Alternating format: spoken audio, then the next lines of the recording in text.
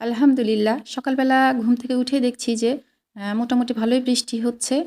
আর হচ্ছে রাত্রের বেলা ২-১ ফোঁটা করে বৃষ্টি হচ্ছিল, কিন্তু বুঝতে পারিনি যে সকালবেলা এভাবে এত বৃষ্টি হবে। তো আল্লাহর রহমতের বৃষ্টি খুবই ভালো লাগলো দেখে।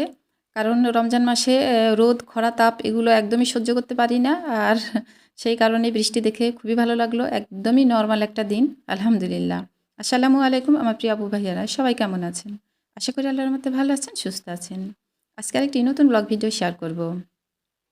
আমরা বলি সবাই যে ফ্রিজ থাকার জন্য আমরা পচাবাসি খাবারগুলো অনেক দিন রেখে রেখে ফ্রিজে খাই। আসলেই কি তাই? ফ্রিজ থাকার কিন্তু সুবিধাও আছে, অসুবিধাও আছে। তো প্রত্যেকটা জিনিসেরই সুবিধা অসুবিধা আছে। তো আমি আজকে যে সবজিটা রান্না করছি, এখানে রসালো সবজি পটল। জুবাইরের আবুর ভীষণ পছন্দ। আমি বাড়ির ওপরেই ভ্যানালা ভাইয়ের কাছ থেকে এই পটলগুলো কিনেছি। তো যেহেতু জুবাইরের আব্বুর পছন্দ, পেয়ে গেলাম যখন তখন নিয়ে নিই। আর এই পটলগুলো শুধু রান্না করব তা নয়। কারণ আমার ডিপ ফ্রিজে কিছু সবজি রান্না করা আছে। সেই সবজিটুকু খুব বেশি না, অল্প একটু। তাই ভাবলাম যে এই রসালো পটলগুলো যদি সেই সবজির সঙ্গে মিক্সড করে রান্না করা হয় তাহলে তো খুব ভালো হয়। ওর আব্বু খেতে বসে দেখলে মানে ভীষণ হ্যাপি ফিল করবে যে যাক, পটল একটা রসালো সবজি আমি পেয়েছি। তো আমাদের এই মধ্যবিত্ত পরিবারে এই ছোট্ট ছোট্ট খুশিগুলো আমাদের কাছে অনেক অনেক অনেক বড় কিছু, অনেক বড় পাওয়া। তো যাই হোক, আমি যেটা বলছিলাম যে আসলে ফ্রিজ থাকাতে আমাদের আমি তো মনে করি আমাদের সুবিধাটাই বেশি। কারণ আমি একদমই অপচয় করি না। যতটুকু যা রান্নাবান্না যেটুকুই যা থাকুক না কেন, আমি হচ্ছে একবারে খাওয়া সম্ভব না হলে রেখে দিই। তো যাই হোক, এখানে আমার কিন্তু সুন্দর সেই রান্না করা ডিপ ফ্রিজের কিছু সবজি আর পটল দিয়ে আমার একটা সুন্দর মাখো মাখো সবজি রান্না করা হয়ে গেল। আর এখানে আমি রান্না করব পুঁটি মাছ। পুঁটি মাছগুলো আমি টমেটো দিয়ে মাখো মাখো করে রান্না করব। একদম চচ্চড়িও না, আর ঝোল তো একদমই রাখাই যাবে না। তো যাই হোক, একটু মাখো মাখো করব। কারণ পুঁটি মাছ আমি নিয়মিত থাকলে আমি ভাজি করি। আর সেই পুঁটি মাছ ভাজাটা আমি খুব একটা যে খাই তা নয়। হয়তো ভাজতে ভাজতে দেখা গেল ২টা ৪টা আমি খেয়ে নিলাম। যদি এখন রমজান মাস, সেটা আমি পারবো না। ইফতারের পর হয়তো ২-১টা এমনি খেলাম। ভাত দিয়ে তো খাওয়া আমার জন্য মানে একদমই মানে আমি পারি না খেতে।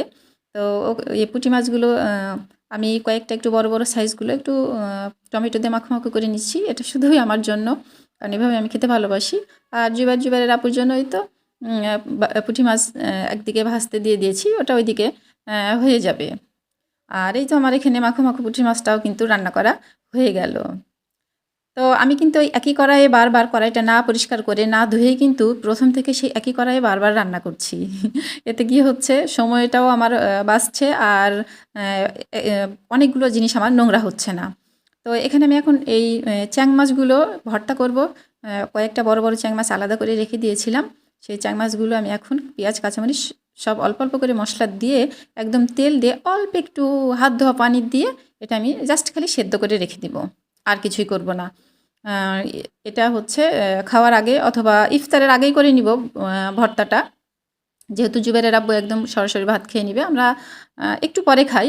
ও যেহেতু খায় তার জন্য আমি ভর্তাটা আগেই করে নিব। তো এখানে আমার কিন্তু মাছগুলো সেদ্ধ করা হয়ে গেছে। তো আমার প্রিয় আপু ভাইয়ারা ভিডিওটা লাইক দিয়ে দেখা শুরু করবেন, আর কিছুটা হলেও ওয়াচ টাইম দিবেন।